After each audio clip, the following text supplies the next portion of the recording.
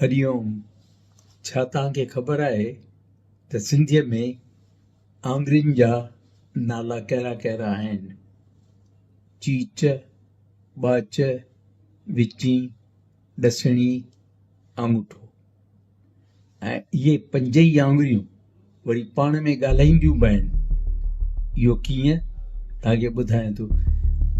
चीच चवे थी आण त खावां, ॿाच चवे किथां आणियां, विची चवे कर्ज़ु खण, ॾसणी चवे केरु भरींदो, आङूठो चवे मां जो आहियां।